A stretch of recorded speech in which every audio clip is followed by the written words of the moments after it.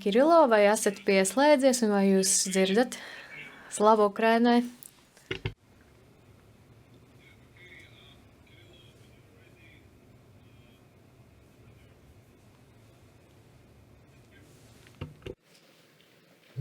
Lielas paldies!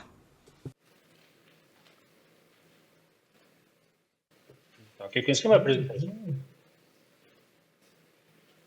Jā, viss ir ieslēgts.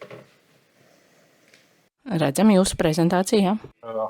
Я буду мовою, тому що, на жаль, моя англійська розмовна не дуже для презентації.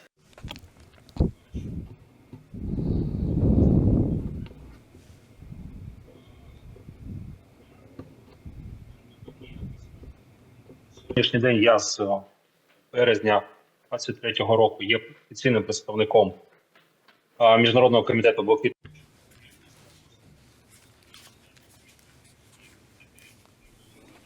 Viens no galvenajiem uzdevumiem mēs strādājam kopā ar Nacionālo komiteju Ukrainā un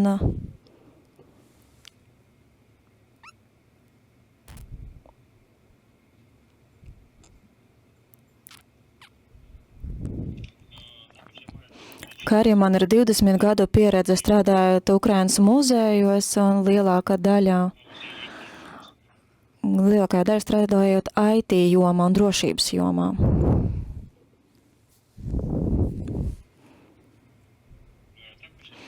Kā arī man ir pieredze piedalīties karadarbības un šodien es arī dienēju Ukrainas bruņotajos spēkos.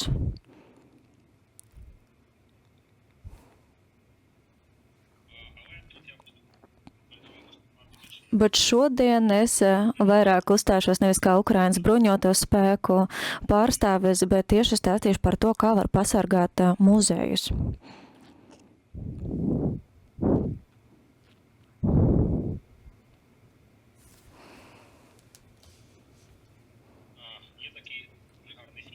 Ir ļoti laba filma tieši par to, kā varēja pasargāt muzeju lietas. Un tur ir ļoti laba frāze, es jums rekomendētu izlasīt, jūs varat redzēt mūsu slaidā. Tieši par to, cik svarīgi pasargāt kultūras vērtības.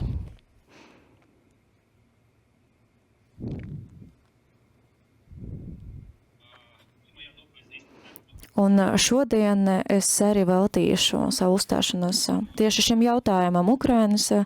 Karš Ukrainā atnes ne tikai cilvēku zaudējumus, bet arī apdraud mūsu kultūras mantojumu.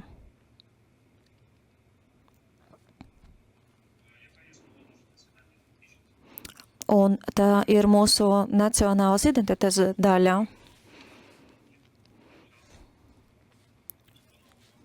Un pilnmērogā kara sākuma Ukrainā mēs to izjūtam jo īpaši. Un jo vēl vairāk apzināmies, cik svarīgas ir kultūras vērtības.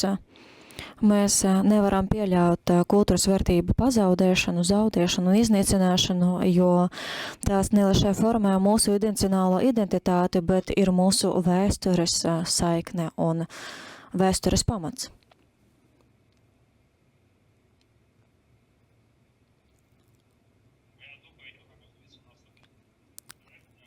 Un šodien pastāstīšu arī par personīgiem novērojumiem, kurus es konstatēju kopš 2014. gadā.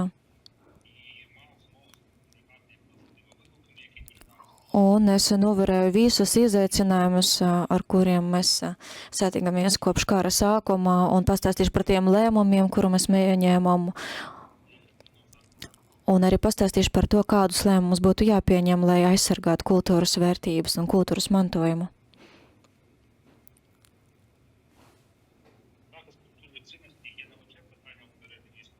Kultūras vērtību aizsargāšanā arī ir kopumā valsts aizsardzības jautājums, jo, kā jau minēju, tas formē nacionālu identitāti un arī veicina nacionālu apzināšanos.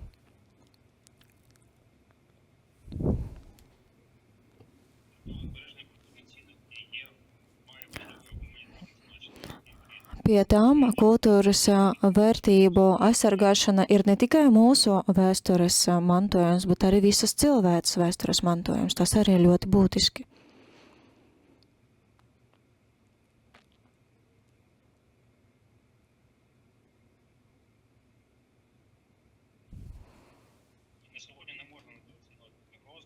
Tādēļ šodien mēs nedrīkstam nenovērtēt to apdraudējumu, kas varētu ietekmēt kultūras vērtību iznīcināšanu.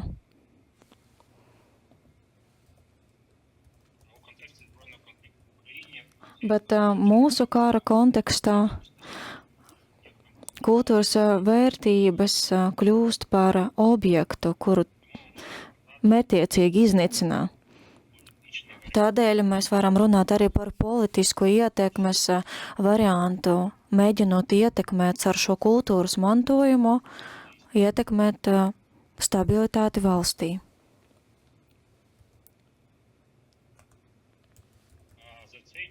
Šajā laikā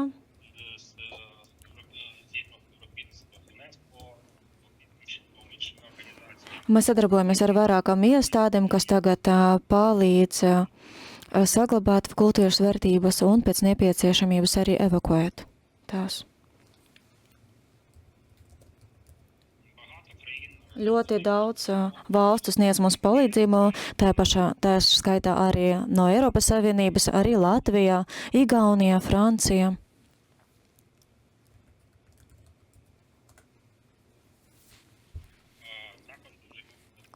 Un ļoti liela palīdzība mums sniedz arī ASV un Kanāda.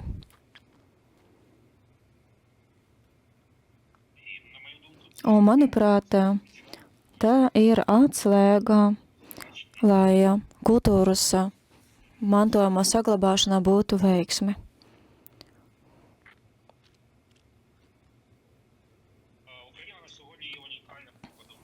Ukrainā šodien ir unikāls piemērs, kā var pielietot dažādas inovācijas, tehnoloģijas, saglabājot kultūras mantojumu.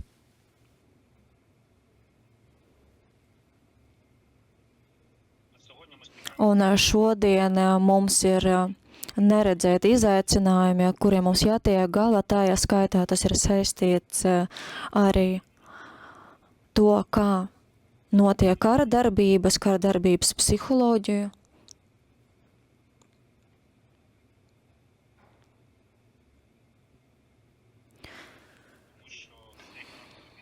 Tāpēc, kā šī kara raksturs ir ļoti pietuvināts tam, teiksim tā, kā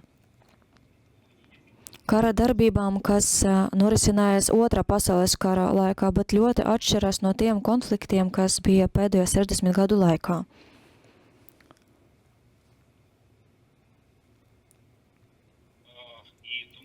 Tādēļ šajā jautājumā, teiksim, tā sadarbībā mums ir ļoti svarīga. Tādēļ, kā mums ir pieredze un mūsu partneri palīdz mums ar savām zināšanām. Bet es ceru, ka mēs ar kādu laiku varēsim dalīties savā pieredzē.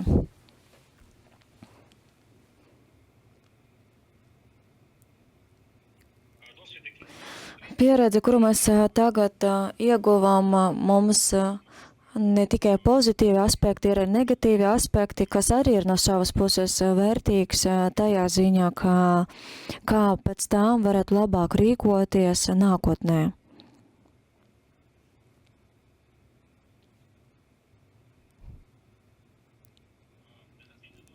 Negatīva pieredze arī mums ir vērtīga, jo tā dod mums ir ļoti labas mācības, kuras pēc tā mēs varam ņemt vērā, lai saglabātu kultūras mantojumu. Tādēļ es aicinu visus turpmāk turpināt mūsu sadarbību, lai saglabātu kultūras mantojumu.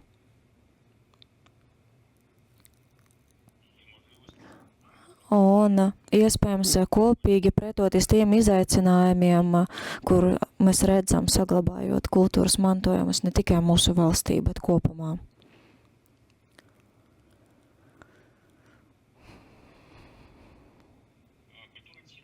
kultūras vērtības ir neatņēmama daļa kultūras apzināšanās, jo tas formē cilvēku identitātes apziņu.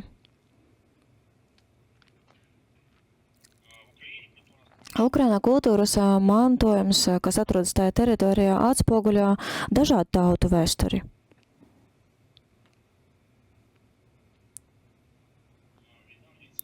No senām civilizācijām, piemēram, Tripīļas, līdz mūsdienu mākslas sasniegumiem.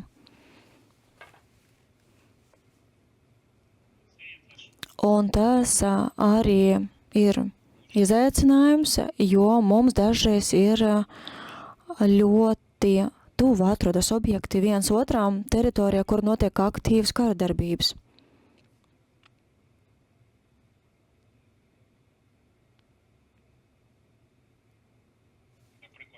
Piemēram, Hersonas apgabalā, Zaporīžies apgabalā, kur atrodas ļoti daudz kultūras mantojuma, kultūras liecības.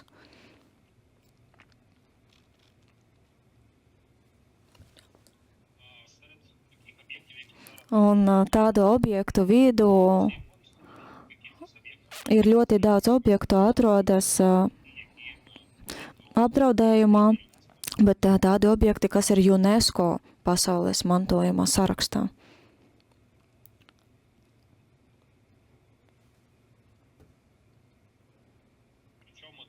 Pie tām šeit nav svarīgi, kur notiek tieši kara fronte, bet ņemot vērā vēl raķešu uzbrukumus.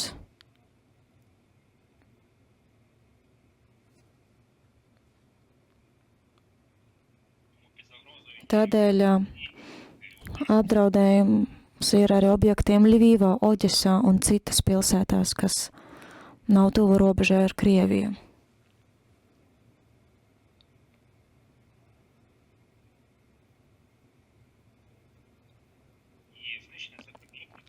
Šo objektu iznīcināšana ir apdraudējums pasaules kultūras mantojumam, ne tikai Ukrainas, vai šo objektu daļai iznīcināšana.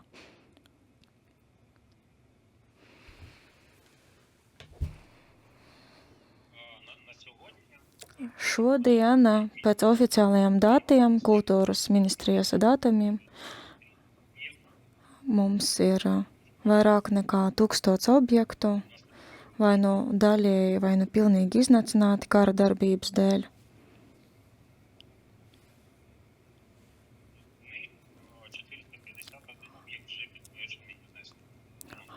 Un no tiem 451 objekts jau ir arī apstiprināts UNESCO.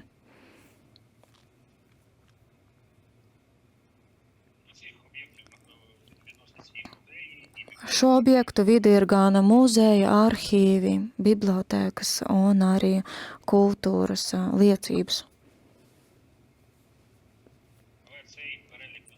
Bet šī uzskaita nav pilnīga, tāpēc, kā dažos gadījumos mēs pat nevaram saņemt pieeju, piemēram, muzejām vai citiem objektiem.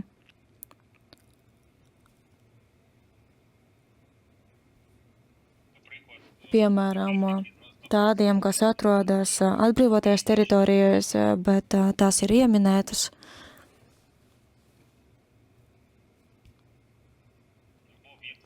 Vai objekti atrodas tieši frontes līnijā, kur notiek aktīva kara darbība.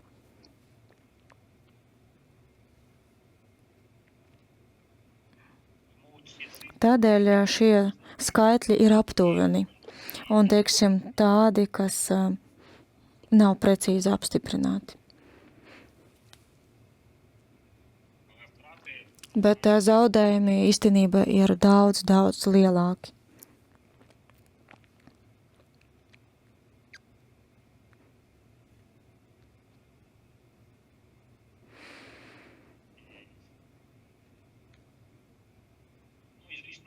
Un, protams, apdraudējums paliek gan arhīviem, gan muzejām, gan arī citām kultūras vērtībām, kas atrodas Ukrainas teritorijā.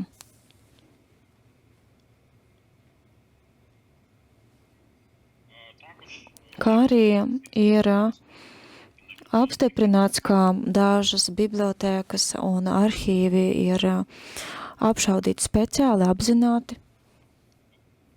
Tādēļ un principā visu kultūras liecību un vērtību spektrs šodien ir apdraudēts.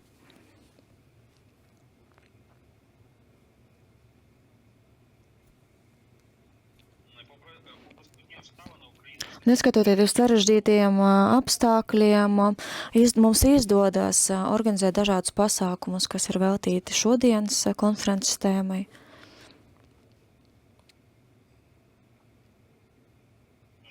Diemžēl mēs nebijām gatavi agresijas sākumā, teiksim tā, aktīvām darbībām.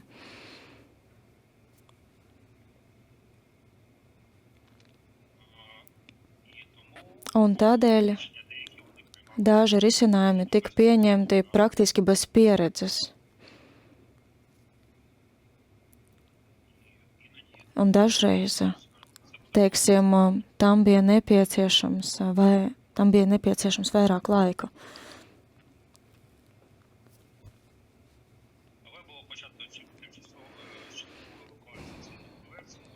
Bet, protams, kā no sākuma mēs evakuējam kolekcijas no aktīvas karadarbības zonām, dažu no kultūras mantojuma daļas mēs arī paslēpam.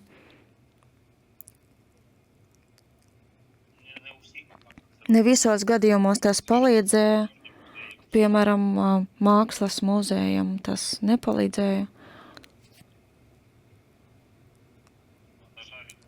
Diemžēl dažu kolekcijas daļā bija atrasta un izvesta no Ukrainas teritorijas. Neskatoties uz visiem centieniem, kurus ieguldīja muzeja darbinieki.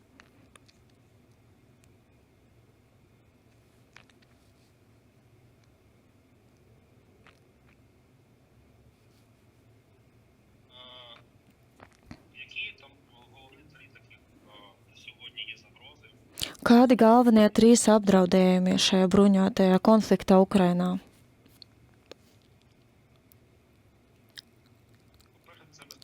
Pirmkārt,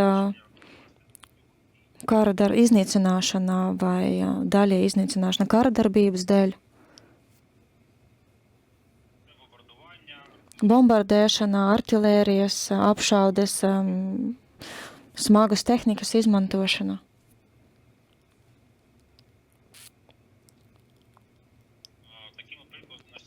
Piemēram, Harkivas pilsēta ir piemērs Černīhevas pilsēta. Tāpat Hersona. Šodien pēdējā laikā viss Zaporīžas apgabals arī ir apdraudēts,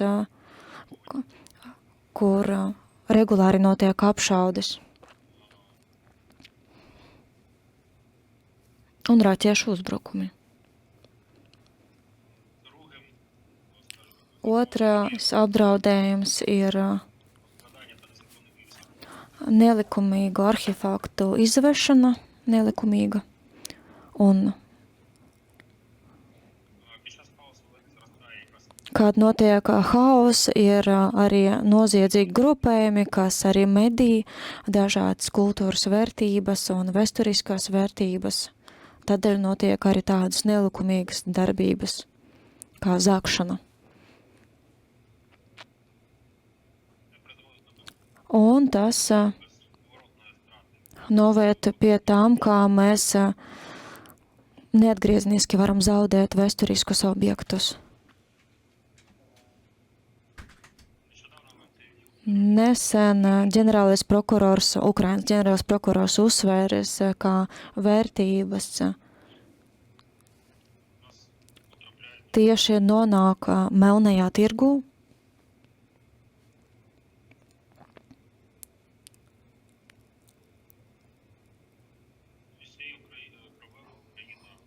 Un ar šo problēmu šī problēma nav pirmo reizi Ukrainā, bet tagad ņemot vērā aktīvas kara darbības, tas vēl vairāk sāsinājās.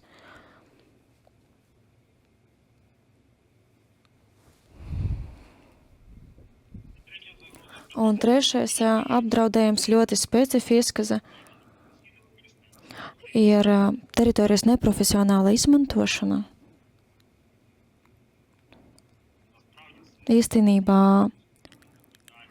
tas ir tāds apspriežams jautājums par tiem konfliktiem, kas atrodas Ukrainas teritorijā, bet tam arī ir nozīme.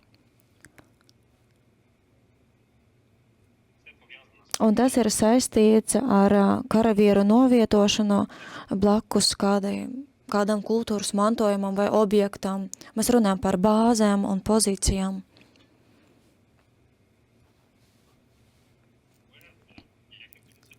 Bet, kā es runāju, tas ir tāds sensitīvs jautājums par to, kā labāk izmantot teritoriju, ņemot vērā mūsdienu apstākļus Ukrainā.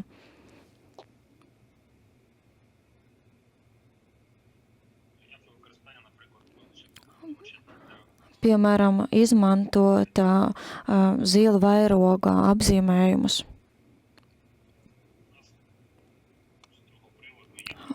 Mums ir profesionālas diskusijas par šo jautājumu, vai novietot šo zīmi vai nē, un tas ir saistīts pirmkārt ar to, kā īstenībā, diemžēl, objekti, kas ir atzīmēti ar tādu plāksni, tieši otrādi kļūst par tādiem objektiem, kurus apšauda mērķiecīgi.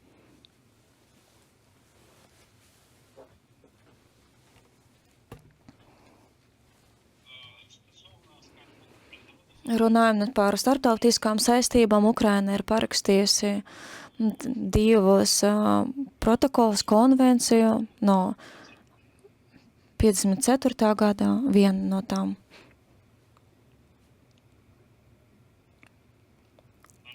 Diemžēl mēs ne ļoti daudz esam izdarījuši izpildīšanas laikā, un saistības, kas tur ir norādītas, pilnībā nav iztenotas, bet mēs ejam šajā virzienā.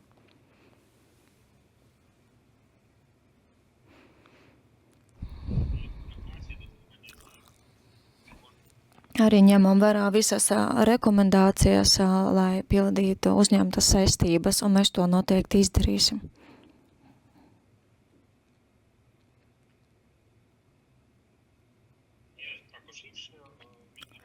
Ir arī citi starptautiskie akti, kurus Ukraina ir parakstījusi, tieši runājot par kultūras vērtībām.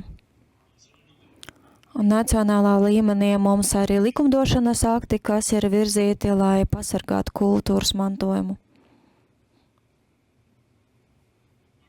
Bet, diemžēl, daudz no tiem likumiem ir jāatjauno un jāadaptē mūsdienu apstākļiem.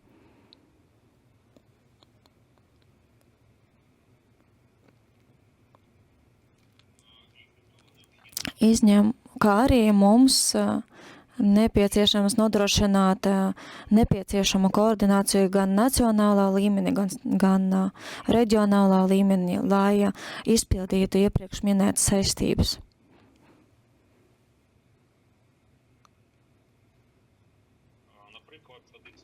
Piemēram, viens no variantiem, kas mums tiek iztenots nacionālā līmenī,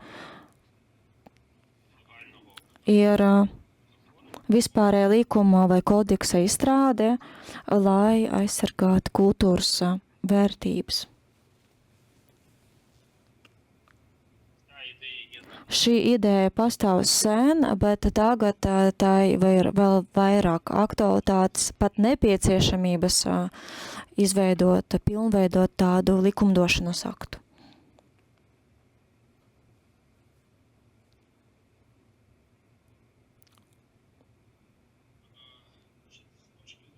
Skatoties no uzdevumu puses, izaicinājumu puses, kas pastāv Ukrainas priekšā, lai aizsargātu kultūras vērtības, kas atrodas mūsu teritorijā.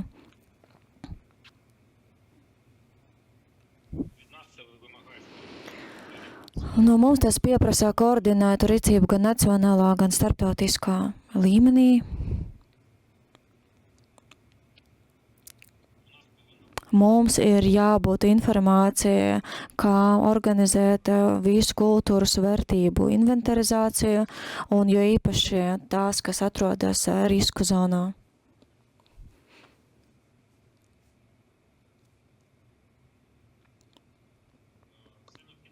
Tas ir nepieciešams, lai objektīvi novērtētu, kādi ir apdraudējumu merogi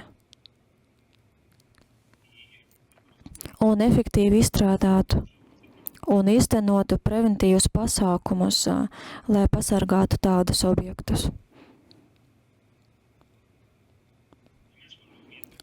Un arī ļoti svarīgi iesaistīt speciālistus, kas varētu izstrādāt plānus okupācijā un kā tieši pasargāt šīs vērtības.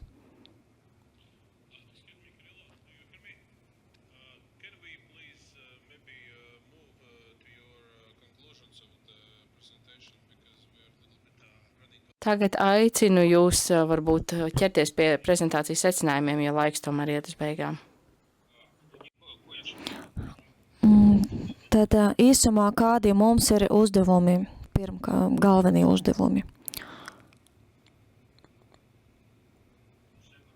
Pirmais, apdraudējumu identifikācijā mums konkrēti ir jāsaprot, kādi ir apdraudējumi.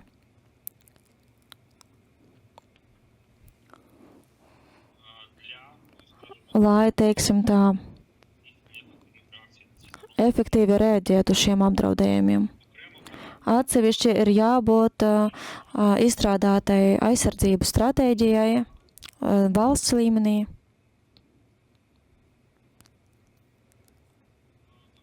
Tādēļ, ka tam ir ļoti liela nozīme un tādiem plāniem ir jābūt izstrādātiem vēl miera laikos. Mūsu gadījumā mums tas ir jāizstrādā tieši tagad un tieši strateģiskā līmenī.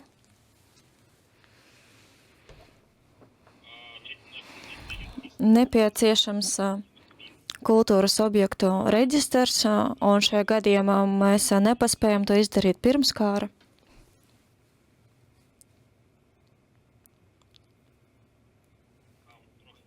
Mums nedaudz nepietieka laika, bet tagad šie reģistri jau sāk strādāt.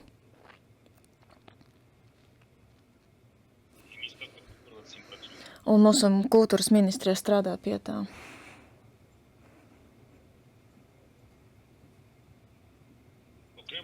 Atsevišķi ir jāsagatavo speciālistus tieši šajā kultūras mantojumā, pasargāšanās jomā, dažādos līmeņos. Tas arī tādas programmas mēs realizējam lielākoties civiliem speciālistiem, bet tāds virziens ir nepieciešams arī karavīriem.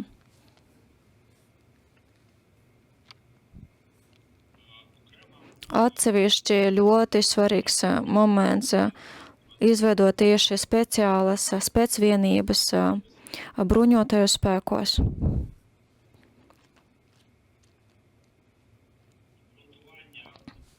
Pamatojums, teiksim, tā, mums būtu nepieciešams vēl vairākas stundas, lai paskaidrotu, kāpēc tieši vienībai ir jābūt nevis tikai sadarbībā ar karavīriem, bet tieši ir jābūt speciālai vienībai.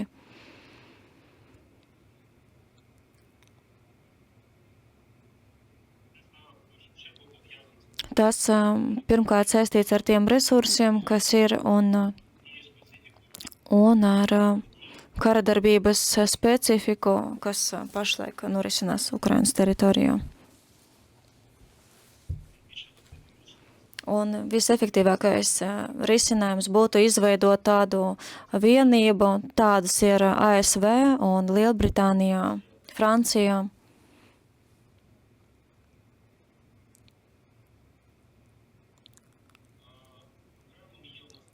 Atsevišķa problēma ir, ka mums ir nepieciešams izveidot vienotu centru, kas būtu atbildīgs par kultūras vērtību aizsardzību. Tādēļ, kā šodien nav tādas koordinācijas pie mums, tikai tad, kad pēc nepieciešams tiek izveidoti hubi. Un es tā saprotu, ka viens no uzdevumiem tādam centram būtu tā sinhronizēt, koordinēt šo rīcību, šo darbību. Bet vēlams, lai tāds centrs būtu tieši valsts līmenī izveidots un ļautu koordinēt miedarbību starp valsts iestādēm, starp NVO un starptautiskām organizācijām, lai realizētu šo sadarbības kopīgu stratēģiju, lai aizsargātu kultūras vērtības. Nepieciešams arī pievērst uzmanību, lai izveidotu līdzsvaru starp NVO un valsts iestādēm, lai koordinētu savstarpēju miedarbību. Tādēļ, kā diemžēl aktīvi palielinās slodze un vairāk tas ir valstisko iestāžu atbildība, nevis NVO sektoram.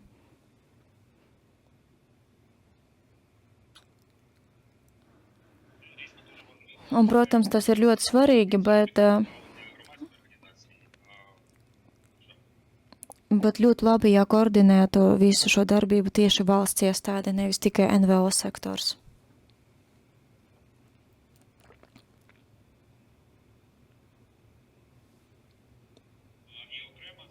Un atsevišķi, protams, kā turpināt sadarbību ar starptautiskām organizācijām, bet jau izstrādāt stratēģijas ietvaros, kopīgas stratēģijas ietvaros.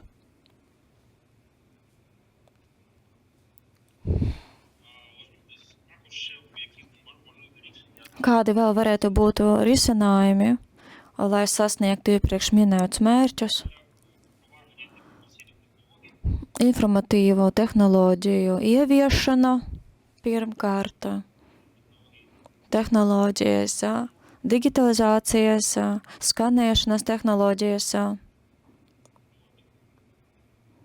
un video filmēšana ar dronu palīdzību.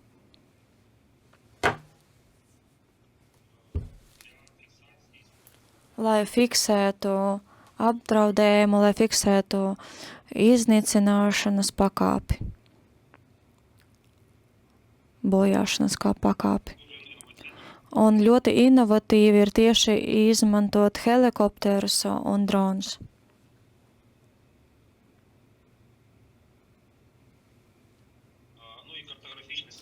Un, protams, kā izmantot kartogrāfijas sistēmas, izmantot dažādu veidu monitoringu, kas arī ļoti palīdz.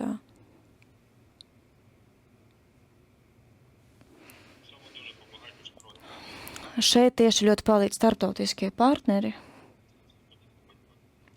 tieši lai veidotu šo dažādu veidu monitorēšanu.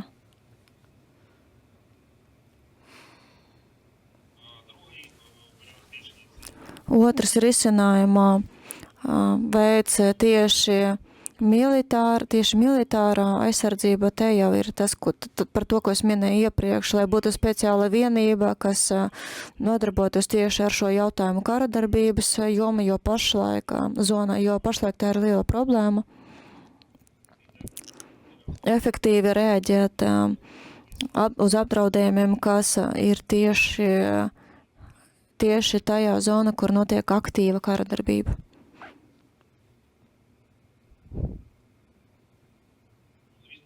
Un, protams, starptautiskā sadarbībā finansējums un atbalsts, kopīgie projekti, kopīgas stratēģijas izstrādāšana.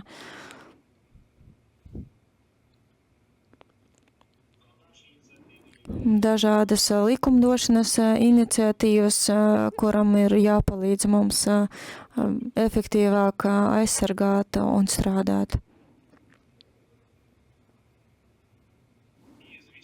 Un, protams, sabiedrības atbalsts, kopienu iesaisti, lai pasargātu kultūras mantojumu, viņu apzināšanas līmeņa celšanu un aktīvu iesaistīšanu.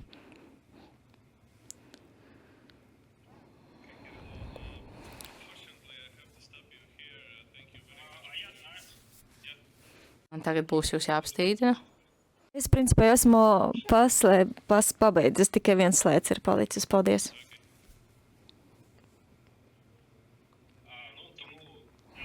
Tādēļ es ceru, ka galveno vēstījumu es nodevu, bet ja būs kādi jautājumi, es labprāt atbildētu.